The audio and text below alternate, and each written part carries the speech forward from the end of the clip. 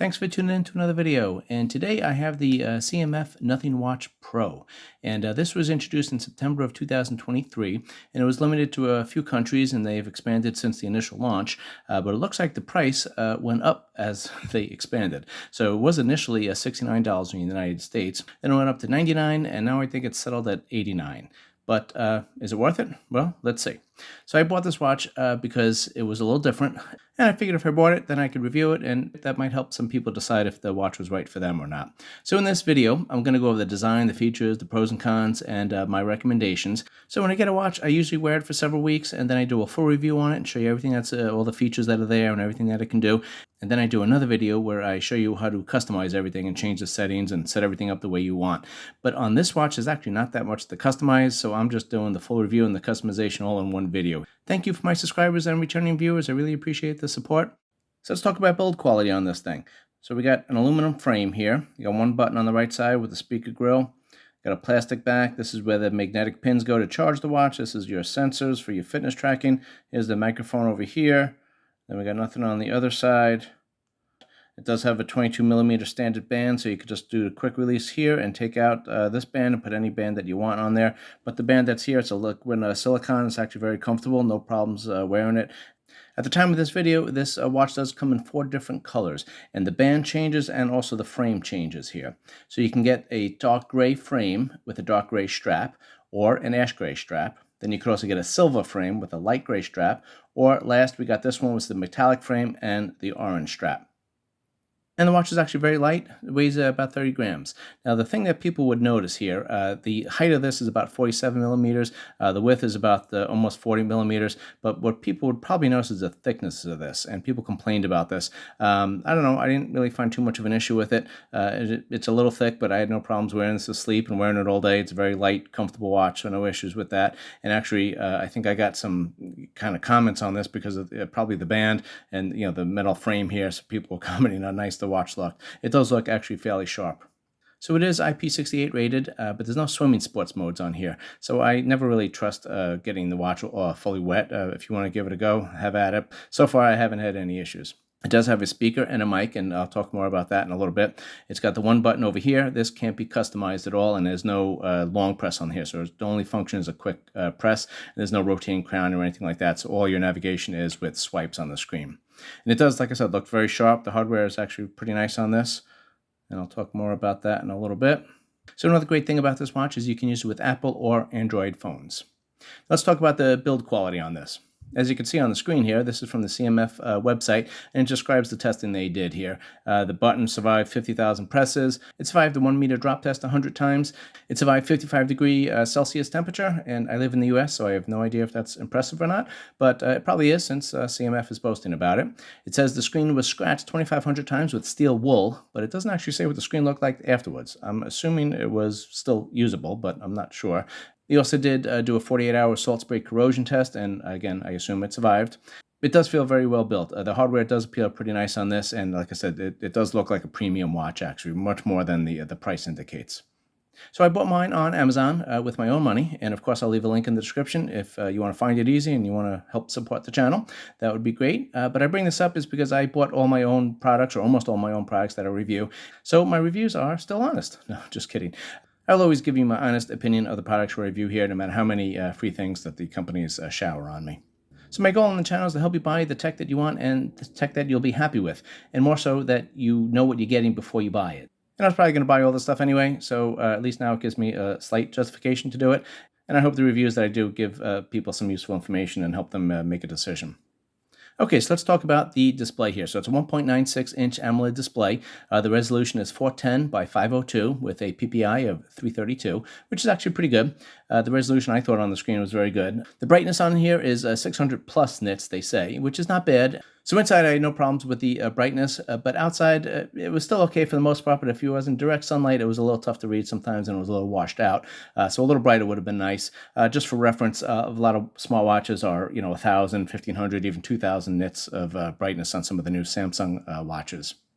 And the other thing with this, the brightness, again, it's good, but there is no auto brightness on this, so you do have to change it yourself.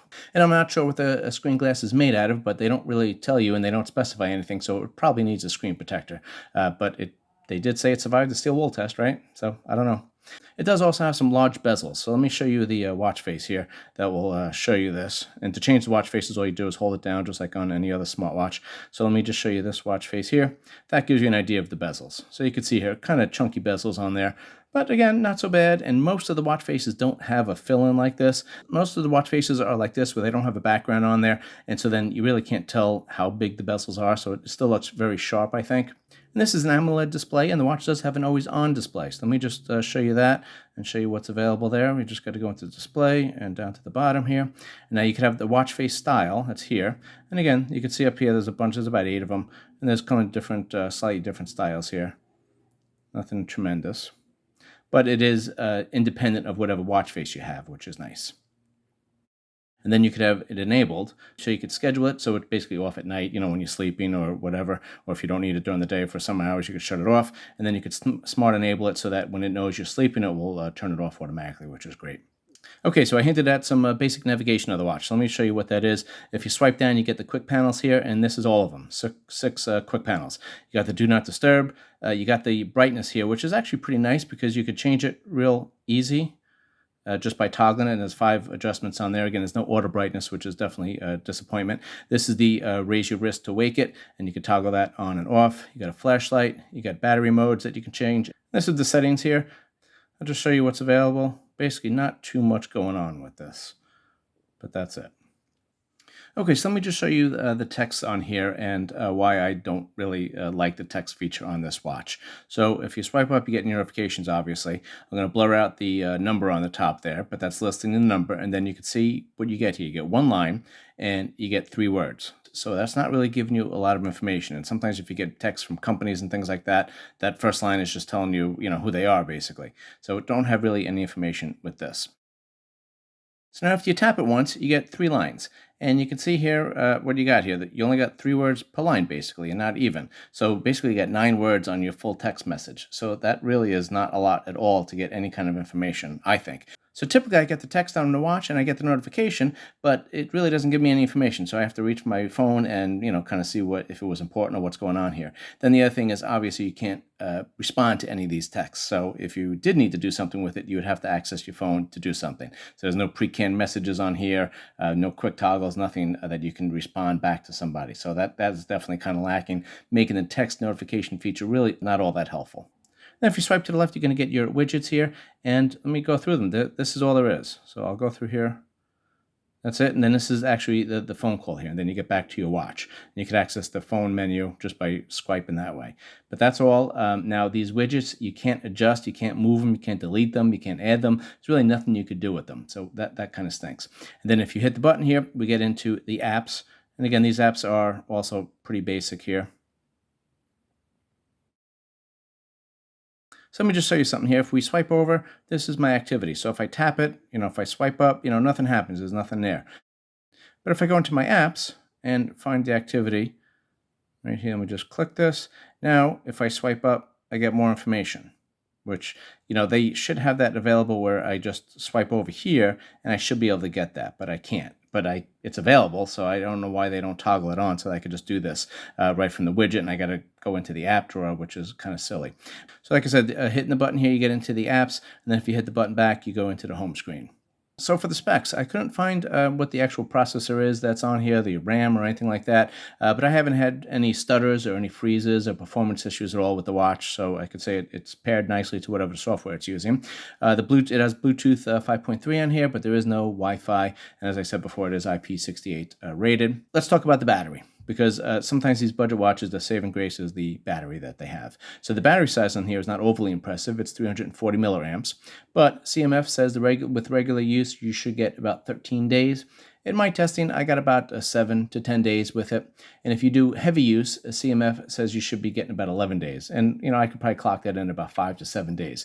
And so with heavy use, I mean having the always-on display on all the time, using it for sleep tracking, using GPS workouts every day, and having the heart rate monitoring on, the stress monitoring, the SpO2 monitoring on. And again, you're still getting just about a week on this. So the battery life is, I have to say, pretty good on this one.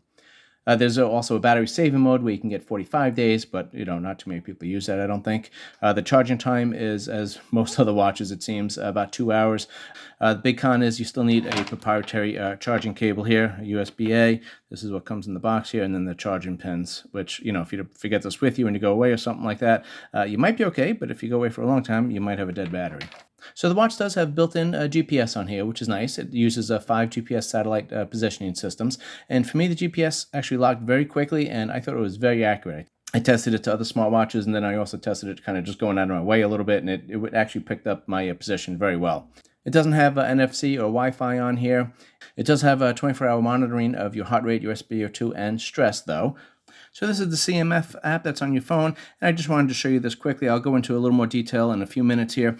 You got your basic readings on here, and if you just click one of these, you get your heart rate. Today I didn't wear it too much, but if you just click on, the last day, it gives you a nice graph here, and it does give you, some details there. And it will also do that for your stress and your SpO2 and your activities and things like that. You also do have heart rate alerts, low and high, and you could set those. You also have a low SpO2 alert, and again, you could set that on the CMF app. You can't do it on the watch at all. So the sensors seem good when I compare it to the other watches, but I did notice that if I have this set to continually measure my heart rate, SpO2, and stress, throughout the day, sometimes it didn't get as many measurements as I would want. So that was the only negative. But the readings do seem accurate to the other watches that I compared it to. It also does have sleep tracking. It tracks light, deep, REM, and awake times. It does not track any naps, though, and I tried testing that several times, but it doesn't work. Now, the sleep tracking was a little basic on the information you get, so I'm not sure how useful it would actually be. So the sleep tracking, when I compared it to other watches, it was about 30 to 45 minutes off for the total amount of sleeping, and then some of the zones were a little off. So again, it wasn't as accurate as some of the other watches, I would think. That might improve with the software update, but as of now, it doesn't give you all that information, I don't think. So let's talk about the features. The feature set here is pretty basic. You get a timer, a stopwatch, alarms, weather. You get a Find My Phone, which actually didn't work for me. I tested it numerous times and had the phone next to the watch, and it just didn't work. I'm not sure why. It does have a flashlight, does have a remote camera control, and that actually worked better than expected. So you do need to have your camera app open, otherwise this won't control anything. But then we go into the watch here. We got to go into our apps. Let's just scroll down to find the camera app right here. And this is the camera app, pretty basic. You just hit the shutter button here and it will take a picture. Then you also do have a timer on here, so you could have it go, if you tap it here, you got 2 seconds, 5 seconds, and then 0. But if you click the 2 seconds and then hit the button here, it'll just do a quick countdown. So this might be nice for selfies and things like that. And like I said, it does work just fine. You can't view what you're actually taking a picture of on the watch, which would have been nice, but it is kind of a budget watch. Let's move on. Surprisingly, there is no calendar app on here. So if you want to try to find a quick date or something like that, it's not available on the watch, which is kind of weird. But you will get calendar notifications that you have set on your phone and will be sent to your watch for your appointments and things like that. Now, another thing to keep in mind, there is no third-party apps on here. There's no Google Play. There's no Apple Store. There's no extra apps that you can add on here at all. So what's pre-installed on the watch is all you're going to get, unless they do a software update, like I said. There's also a water reminder and a stand-up reminder. And there is a Google Assistant, sort of. Basically, you click it on. There's no wake-up word on the watch, so that can't be enabled. So you have to go to the apps and then go into the Assistant. Voice Assistant. You click on that, and then it activates, but it just activates your phone. So then your phone is listening for your command or your question, and then it will actually go through the speakers on your phone, which is very weird because this has a mic and a speaker. I don't know why you can't take your stuff off of here and read it back to you or show you a text on the screen. Kind of very inconvenient to have it just activate on your phone. And if your phone is not right next to you, then this won't work at all. So it's kind of a silly thing to even have, I think. So to get to the music app, it's not a widget. It's actually an app that you have to scroll and find here. And that's what it is there. So you can control the volume and you control the, fast forward and back and pause and all that kind of stuff. So not too bad. There's no album art, but, that's all right. It functions very well. But one thing I have to tell you, when you're working out, you don't have any access to the music app. So you can't multitask on this thing. So you can't scroll over and get into your music app. You can't change the song or anything like that. So when you're working out, you're only working out. There's nothing else you could do with this, which is definitely a feature that they need to add to this. So hopefully that happens soon. Now, as I said before, this does have a mic and a speaker. And so you can make and take phone calls with this. So CMF claims that they have AI noise reduction in the phone calls, and they did all this stuff. And I thought it was all a gimmick, but actually, the speaker and the mic sound great on this. Even in crowded areas, I use this. Very loud areas, background noise and things like that. The speaker sounded great. I was able to hear the other person very well, and they were able to hear me very well. This is actually, I think, a better speaker and mic combo than most other watches. So there's some downsides to the phone features on this. Basically, if someone calls you and you can't answer it right away, your only options are to either answer it or reject it, or let it go to voicemail, just ring. And there's no way even to mute this, which, again, a little kind of lacking on that. And you can't even send them a quick text or a quick message or even a canned response saying, hey, I'll call you back in 5 minutes, or I'm busy now, I'll talk to you later, or something like that. There's no options for any of that stuff. So let's talk about workouts. There is 110 sports modes on here, which is, again, probably about 90 more than anybody ever needs. But they're there. And if you want to find them, you just click on here, and you just go into exercise. And then these are all of them. There's a lot in here. And then if you click on the gear next to it, you get the goals that you can put on there, if you'd like. There is no auto detect workouts on here. So on a lot of other watches, if you just start going for a walk, it will alert you and say, hey, looks like you're going for a walk. Should we start tracking this? And then you could, hit yes or no. With this one, there is no auto detect. So if you are going for a workout or doing something, you have to actually activate it. The fitness tracking was fairly accurate when I compared it to other watches, and the GPS, like I said, was very accurate. But that was only when you triggered the exercise and told the watch that you were going for a walk or a run or a ride or something like that. But the daily step counter was awful. So if you just wear your watch all day, and normally you would have 8,000 steps or something like that, with this one, you'd have like 7,000. It was very off. And I did this with several times, several different watches. I put the watch on the right wrist, the left wrist. It didn't matter. It was always off by an absurd amount. I tried to pin down what it was, and it seems that when you have the watch on and you go for a walk or you're doing something, it just doesn't detect it. So it's not counting any of those steps. And as I found this out, I kind of paid attention to it, and I looked at the watch, and the step counter wouldn't change, and I'd be walking and it still wouldn't change at all. And my other watches were picking it up right away. So the step counter was very low at the end of the day. But again, during the exercises, it seemed to be accurate. So once it knows to start counting, then it seems to do a good job. Otherwise, it doesn't pick it up right away. And that might be fixable with the software update. I'm not sure. So we're back in the app here, and I just wanted to show you some watch faces. Now, CMF calls these dials, but if you click on here, I'll just show you what's available. Each one of these you could hit more, and then you don't get a lot more, but you get a few more in there. And you can see the kind of same color scheme here, same pattern, and they're all a little eclectic, I think. Some of them are a little more normal, but some of them are just kind of not your style, but that's what you have there. Now, as at the time of this video, there were 77 watch faces or dials, and that will likely change because as of this video, there was still Christmas and New Year's watch faces on there. So that, like I said, probably will update and change as time goes on. Now, the good thing is that they are all free as of now, but the bad thing is that this is all you get. The other bad thing is that you can't customize any of the watch faces. So what you see here is what you get. If you look here and you got some different info cards on here, that's what you get. You can't change them to anything different if you wanted something else. And sometimes you look in here, you can see I'll show you this watch face here. The small fine print there, sometimes the print is just very small. I mean, it's very clear because the resolution is good, but it's just so small that it's sometimes hard to see it at a glance. So that, again, things like that you just can't modify or change at all. Okay, and now we're in the CMF app here. So let me just show you a couple of things here. This is a pretty basic app, and it probably does need some polish on here and some attention to detail because some things are just not as nice as they probably could be. So you got 4 categories going down here. This is your health data here. This is your mapping and start workouts. This is your preference and settings. And then this is goals, and then there's a couple of settings you can change on there. So let me just go into the health data here. Pretty basic. And you got your exercise and a couple of different features. So if we click on the sleep data here, so, I know CMF has this thing where they do the dot matrix watch faces and digital displays and, the block graphics, but honestly, they're kind of dated to me at least. So that's your sleep stages, and then it gives you, your times that you're in each stage, but pretty basic stuff. This has a map of where you are. You could start some workouts if you want. If you hit the gear, you could turn on the voice announcement or turn it off. Then if you click here, this gives you the goals, distance, duration, calories. So you could set those quick if you'd like. And this is kind of your preferences and settings that you can change. You got the watch faces here that I showed you. Just hit more and it opens up all the watch faces that you could have. And they change very quickly. Just click on it and it will sync with your watch very quickly. Now, if you go click here, there's a couple of settings that you can change. This would be the customization portion of the video, which again on this watch is very little that you can do. So if we click common sports here, this is all of them that are there. And you could move these up and down if you want just by holding the little hamburger icon there.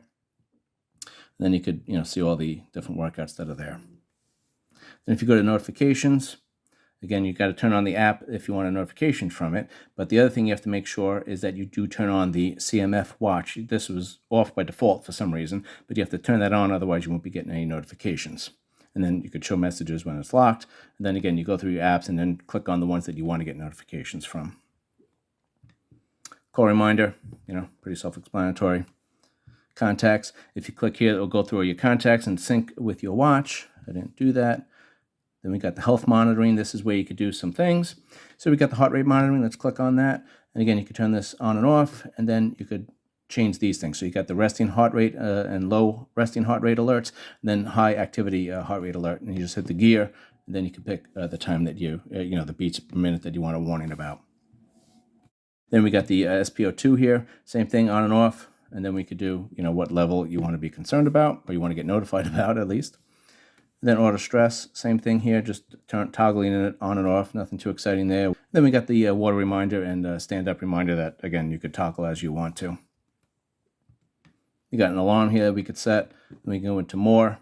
You could do the do not disturb. You could turn on do not disturb here, but on the watch, you could actually set it and schedule it, which is weird that you can't do that on the app. And then the wake up on the wrist, you could turn that on and off.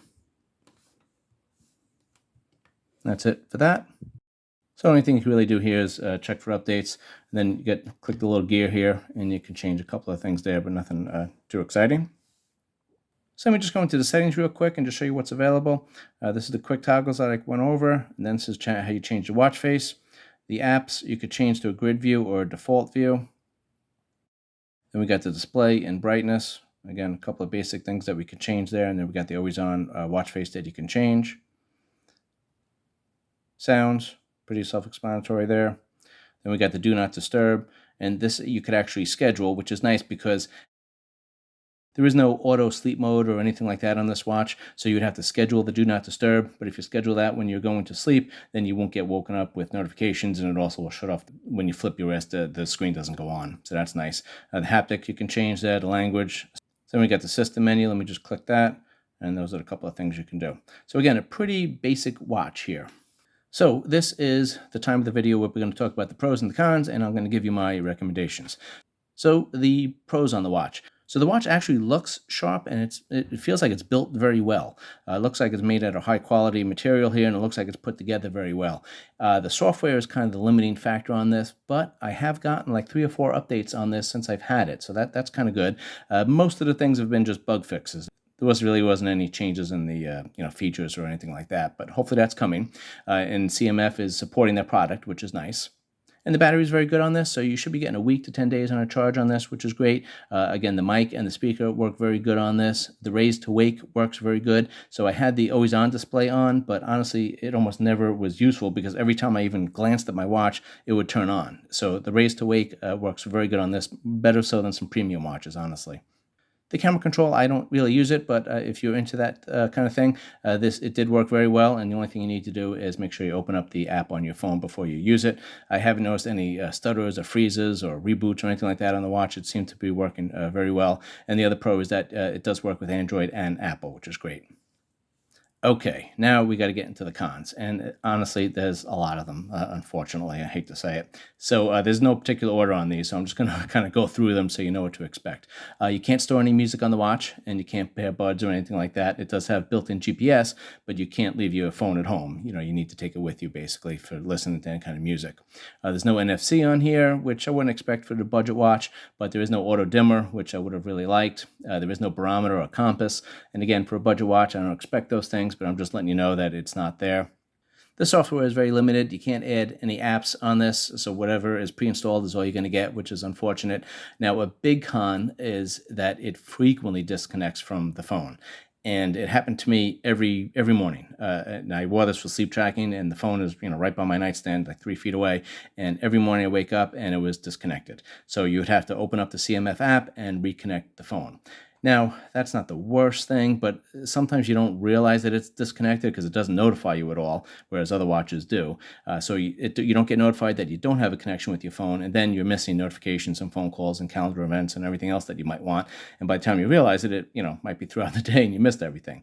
So it's kind of unfortunate that it's just, constantly disconnecting every day, and sometimes even another once or twice during the day. So that is something that hopefully they can fix, but that is a real big problem because that's kind of the reason you have a smartwatch, is to get all the notifications and phone calls and everything else that you want. So that's a big one.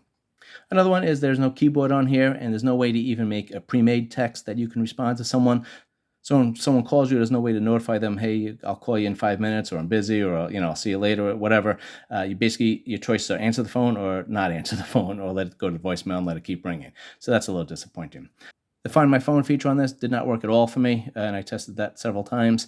The widgets are very basic, and there's no way to add them, subtract them, move them, or anything like that. The apps, the same thing. If there's an app that you don't use, there's no way to take it off. There's no way to rearrange the ones that you use a lot and put them on the top.